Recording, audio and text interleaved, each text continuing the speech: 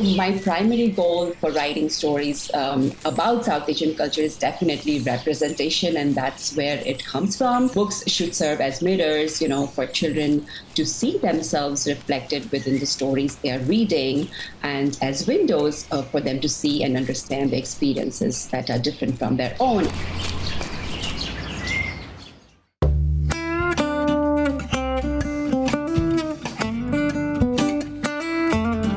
We're all about great storytelling the rest of this season as we speak with some of the Florida Book Award winners featured in our summer 2025 issue of Forum.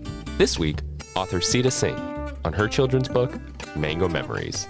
Set in a lush mango grove in India, this Florida Book Award-winning picture book follows a young girl trying to take part in a yearly tradition of harvesting mangoes. Sita's story teaches young readers about family heritage by introducing them to a culture they may not be familiar with.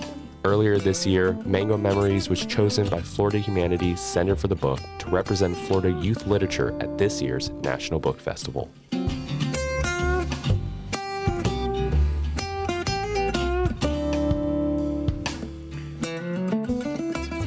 I feel like food is such a connecting trait in many cultures, and in my experience, it's one of those things that consistently connects people of different backgrounds. Is that why you chose to focus this children's story on a mango tree? Yeah, that's a great question. So, food, I definitely believe is something that bridges gap between so many cultures and between past and present and between generations. And so, my reason for choosing particularly a mango tree is I have, first of all, before I go on to answer your question, I have to share the fact that mangoes aren't just a fruit for South Asians. They are almost like an obsession. They're quite similar to Bollywood or cricket. And, that kind of sentiment rings true for me as well. And also anyone who has grown up in South Asia will have a story to tell about mangoes. Definitely mango is an obsession for many South Asians. Almost every South Asian family, in every South Asian family, mangoes are a very intrinsic part of the food culture in South Asia. So a few years back, my dad and we planted mango trees in my backyard, and they blossomed for the first time during the pandemic, when we were all holding on to hope and times were uncertain. And so those mangoes, they kind of became our focus. And, suddenly we were discussing about how to protect them from iguanas, there are so many in Florida, South Florida, and how to ripen them and where to store them and how many should we share with friends and family. And so we harvested, we shared, and we savored the homegrown mangoes during that very stressful summer. But more importantly, I think what happened was that those mangoes, they kind of triggered such profound memories of my own childhood. And I was suddenly sharing with my children how my mom, used to dice mangoes and how she would put so much effort into pickling the mangoes. And I shared with them a lot of my own childhood memories, and this was something I found that it was so universal, yet there was something deeply personal about sharing these stories. And it felt like I was not only passing on these stories to them, but I was kind of like continuing and an unbroken chain of like memory and traditions, and it felt extremely comforting and meaningful during those times. So as I mentioned earlier, food is something, especially mangoes, especially something that's as culturally rich as mangoes, can be a bridge between past and present and between cultures and between generations in a family. And that kind of became my inspiration. But another important thing I want to share with you and I want to mention is that I feel that all of my writing centers around connection, whether it's connecting with self or with siblings or exploring, intergenerational bonds. And in Mango Memories, it's all of that. All of that happens. Plus, there is this unique way the story shows how food creates connection. So when you step back and look at the broader picture, the mango tree is actually, and I'm going to stress on this word, is actually a vehicle through which I've explored, the word connection, which is very important to me, connection across time, culture, and family. I think those themes are very evident in the book. But Mango Memories isn't your first children's book. It's actually your second. But I think it continues a theme in your work so far that I've noticed, which is that there's a focus on South Asian heritage. I know you were born and raised in India before moving to South Florida. So did you notice a lack of literature around your culture when you came to this country, and that's what led you to writing this story? Or was it always a passion for you to write about Indian culture? No, actually, no. But when I was growing up, I had no idea. I didn't know I was going to become a writer. But definitely when we moved here and when I was raising my children, I was looking for books with characters, and families that looked like my own. And, there was definitely a huge void in the children's literature in America. And that's what, triggered, and that's what inspired me to get into writing. And so my primary goal for writing stories about South Asian culture is definitely representation, and that's where it comes from. And, creating stories that, as Dr. Rudin Sims Bishop called mirrors and windows in children's literature.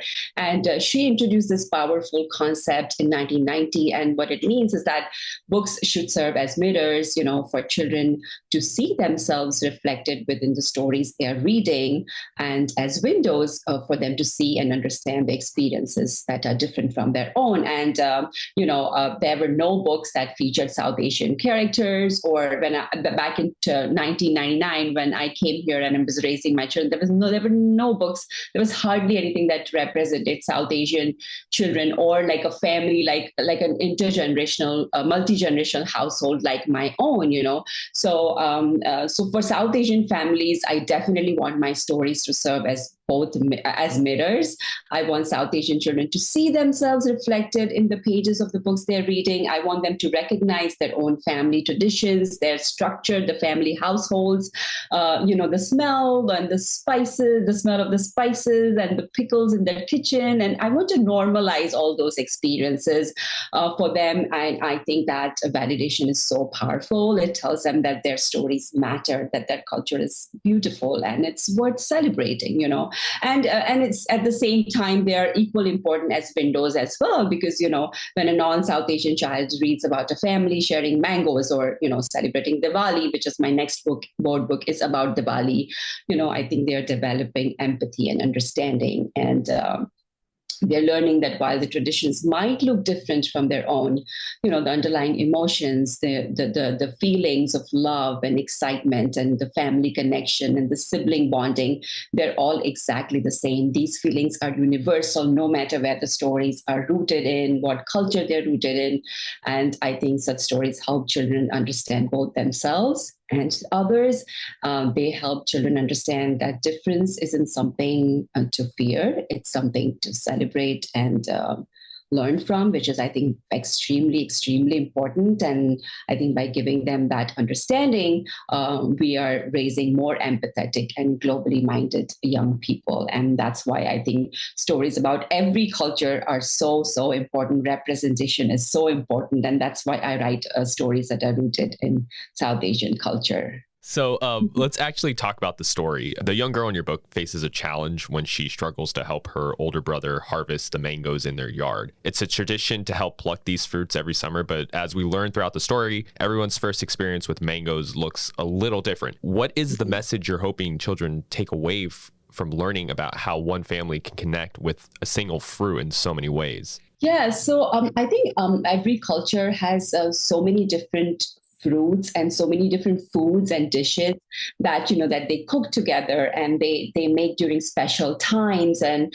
I think when you were making something together, you are forming these bonds and you are making these connections. And I think that is one thing that I wanted to stress upon. Like, it's like how the whole family has come together, not only to help our little girl find her own mango memory. They are encouraging her, but it's a collective experience. And for the little girl, it's definitely a challenge. If you see throughout the story, it's every step is becoming harder harder and harder.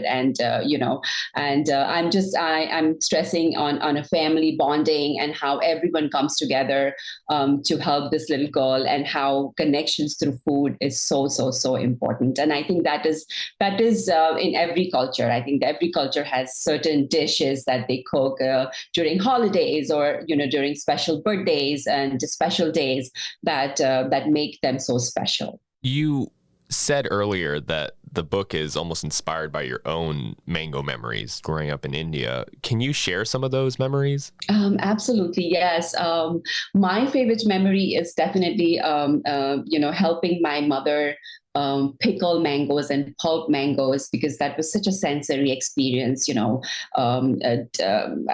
a big mound of like raw mangoes and digging spice and adding spices and digging your hands into them and mixing with your hands, and the smells and the feel of the spices and the mangoes. And so definitely pulping and pickling with my mom was definitely one of my favorite memories. Also, going shopping for mangoes in a fruit market in India was again a sensory experience. There was so many varieties of mangoes, and it just smelled. The whole place was like heavenly. Just smelled of honey and different flavors of mangoes, and we would get to taste different mangoes and come out with dozens and dozens of boxes of mangoes. We would bring them home, and then so that whole experience was again a treat for the senses.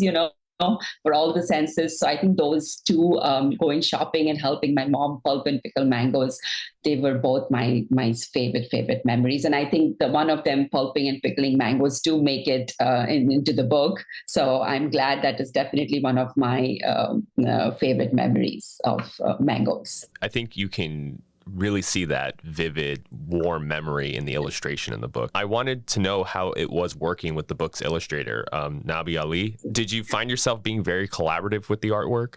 Actually, it's quite funny that I didn't get to see the illustrations until they were fully done.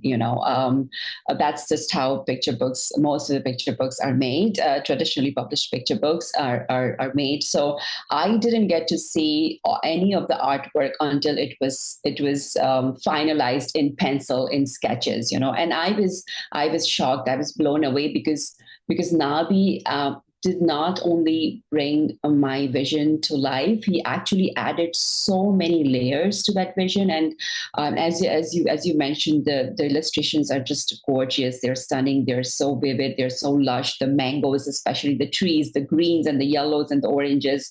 I think he has done a fantastic job of illustrating. But it's funny that I never got to see the illustrations until the finals. I got to see only the final layout of everything.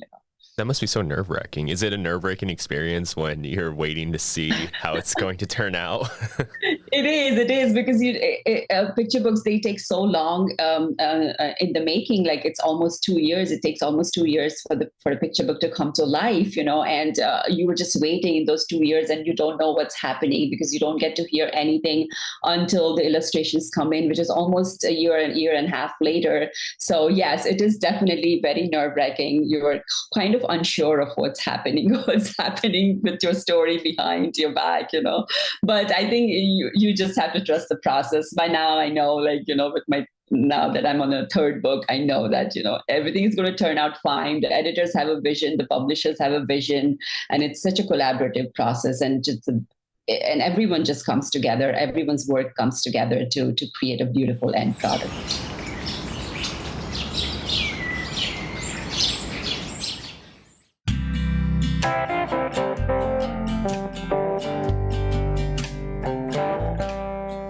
That was Sita Singh on her book, Mango Memories. Forum, Beyond the Pages, is produced by Florida Humanities. Our music was created by Tampa Bay musician JJ Padishal. You can follow him on Instagram at JJ Padishal Music. To read the digital edition of Forum, visit floridahumanities.online.